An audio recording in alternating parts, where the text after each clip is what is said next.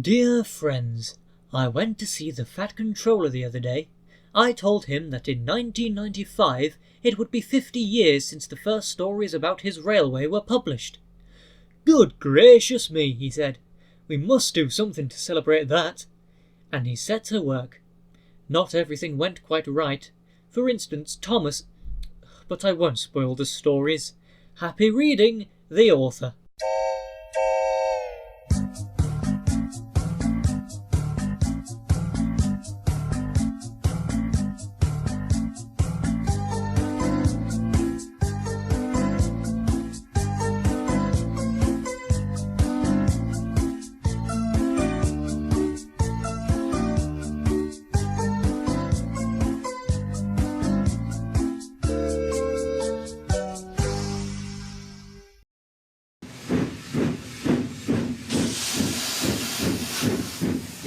I know what a jubilee is, announced Henry.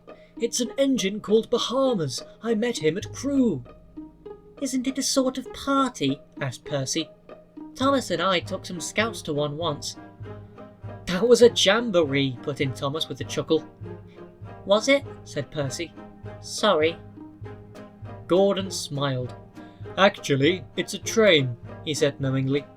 Flying Scotsman told me. The Silver Jubilee used to run from London in the old days. But we're not in London, objected Henry. And if it's a train, why do we need it? James continued. We don't, interrupted a well-known voice. Our Jubilee is a golden one, because in 1995 it is 50 years since stories about us began to be in books. I thought it would be a good idea to celebrate. It is a party, squeaked Percy excitedly. The Fat Controller laughed. Sort of, Percy, he agreed. I haven't settled the details yet, but you will all know about it in plenty of time. The engines were excited. Will there be a special train? Gordon asked the Fat Controller. Can I pull it, please, sir? Sorry, Gordon, said the Fat Controller. There will be a special train, but I can't spare you, I'm afraid. Anyway, haven't you forgotten how you had coal and water problems on the other railway? Gordon had. You remember Pip and Emma though, don't you, Gordon? The Fat Controller went on. I have asked them to be my special train for the guests from London. Gordon puffed away. Near Henry's tunnel, the main line passed through woodlands, and the high branches of the trees were full of birds' nests. Often great flocks of birds circled above the railway, and sometimes Gordon had noticed them feeding in the fields nearby. Today the birds were much closer to the railway than usual. Whistled Gordon as he approached from a farm crossing. Startled, the birds rose together in a thick black cloud. They swooped across the line in front of a train. One bird, larger than the others, had been perched on a gatepost beside the line. It flew so close to Gordon that its wings almost brushed his nose. As it did so, there was a bump, and Gordon felt his brakes come on. Why are we stopping? Gordon asked his driver. Perhaps someone has pulled the emergency brake, said the driver. Don't worry, the guard will come and tell us in a minute. But the guard had no idea what was wrong. There must be a leak in the brake pipe, said the fireman. He inspected the pipe from one end of the train to the other, but he could find nothing wrong.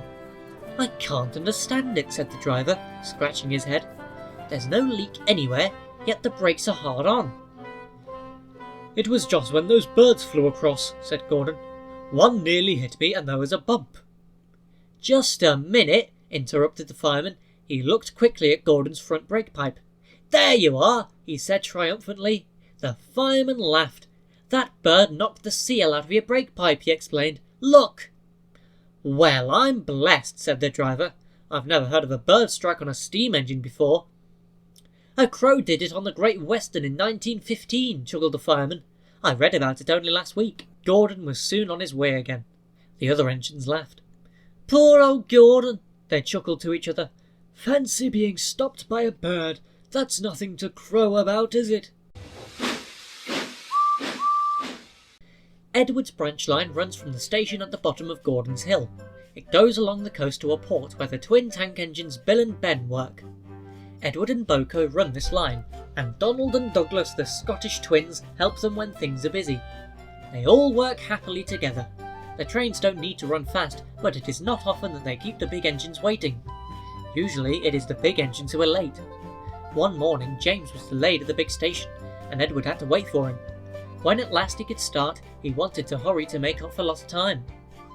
"Sorry, Edward," cautioned his driver. "I know we're late, but an accident will make us even later." Edward slowed, but as he approached the next station, his wheels jolted badly at some points.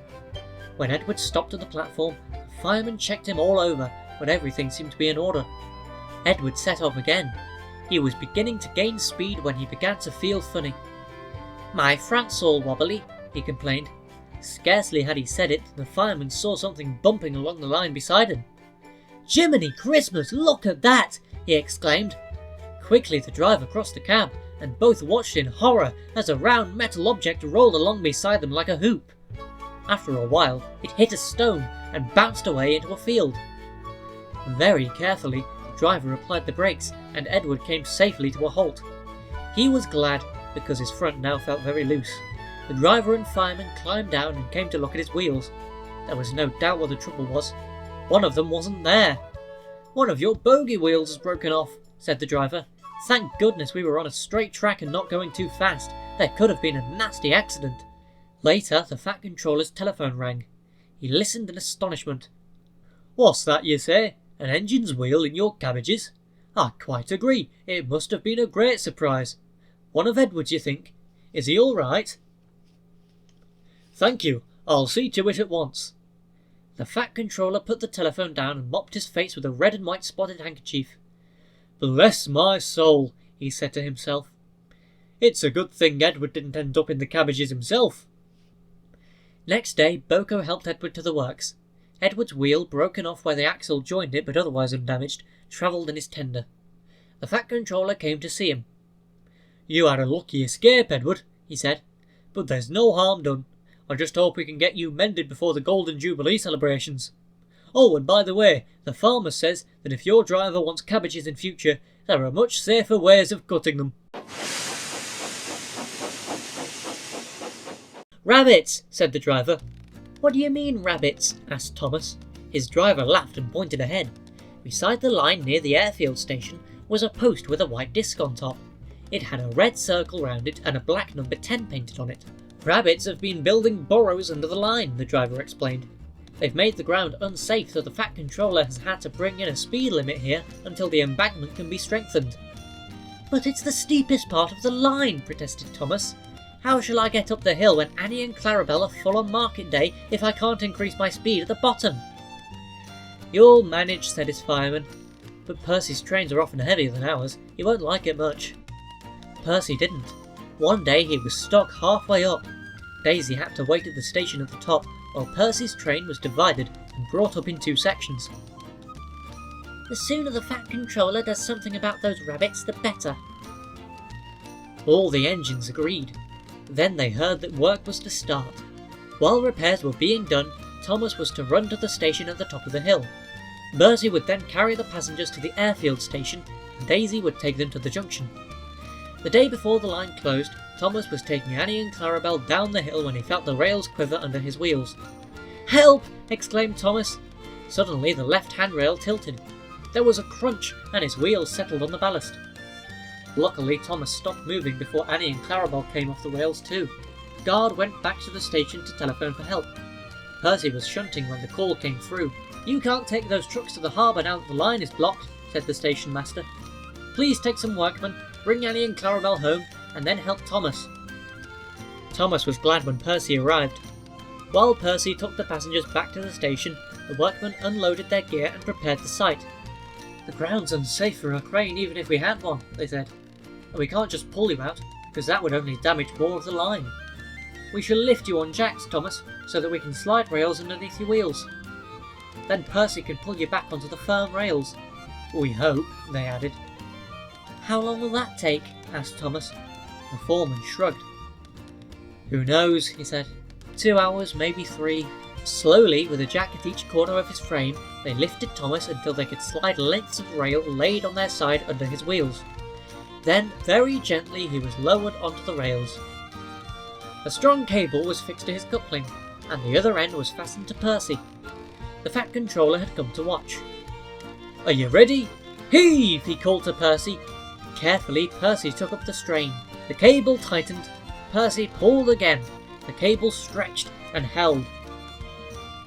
Very slowly, Thomas moved backwards, his wheels running in the grooves in the sides of the rails. Then, with a jolt, first one pair of wheels, then another, and at last the third, came safely back onto the firm part of the railway. The men unhitched the cable, and Percy was coupled properly to Thomas. "Thank you, Percy," said Thomas gratefully, and Percy pulled him home.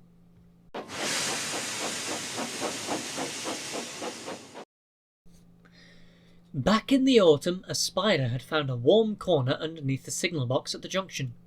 She had woven a web, pointed at one end and shaped like a funnel, and for a while she lived very well on what she had caught in it. Now it was spring, and the spider had moved on. She knew nothing about the preparations for the Golden Jubilee. "It's going to be a disaster," remarked Henry gloomily. "Important people, a special train, and nothing for them to see." "Och, ye old misery," said Donald. "Look at the bright side. There's a week to go yet." "I'm sure it will be all right," said Daisy. She had been shy about living in the big shed at first, but was getting used to it now. "Of course it will," agreed Duck. "Have you ever known the Fat Controller's plans to go wrong?" "No," admitted James. "I've never known that." The other engines agreed, except Henry. "There's always a first time," he muttered darkly. But by the time Jubilee Day arrived, Edward's wheel and Thomas's branch line were both mended. The Fat Controller told Edward he was to run ahead of the special train to make sure the line was clear. "Does that mean—" he asked excitedly. "Wait and see," smiled the Fat Controller. Crowds began to gather at the big station. There was to be a red carpet, speeches, and a special luncheon for the visitors. "Last time we had a red carpet, the Queen came," remarked Gordon. As the special train drew to a halt, Emma grinned happily at Edward. "Got your 4 lamps arranged?" she asked. "Off you go then. We'll follow in a few minutes." At the junction, a breeze blew into the room beneath their signal box. It wafted the old spider's web between 2 electrical contacts. At once, everything in the signal box stopped working. Signals went to danger. Points could not be moved. "Now what?" exclaimed the signalman. "There's a royal train due in 5 minutes." Edward stopped outside the signal box. Thomas, Percy, Toby and Mavis were already waiting. "The electrics are dead," the signalman told Edward's driver.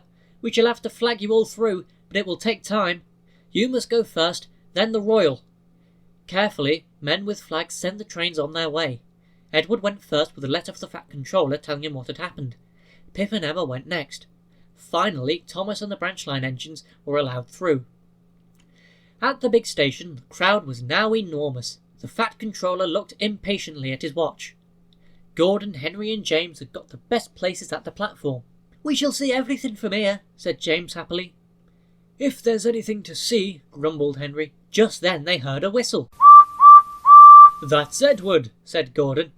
"He's had a wasted journey, poor engine." But we know Gordon was wrong, don't we? Pip and Emma soon drew in, and on to the red carpet stepped a royal personage. "I apologise for the delay, sir," said the Fat Controller, and he explained what had gone wrong. Then he introduced a royal visitor to each of the engines. "I heard about you all after the Queen came here many years ago," he told them. "I am delighted to meet you for myself." The engines whistled loud and long. The royal personage grinned and covered his ears. "The Queen was right," he told the Fat Controller. "Your railway and your engines are a credit to you.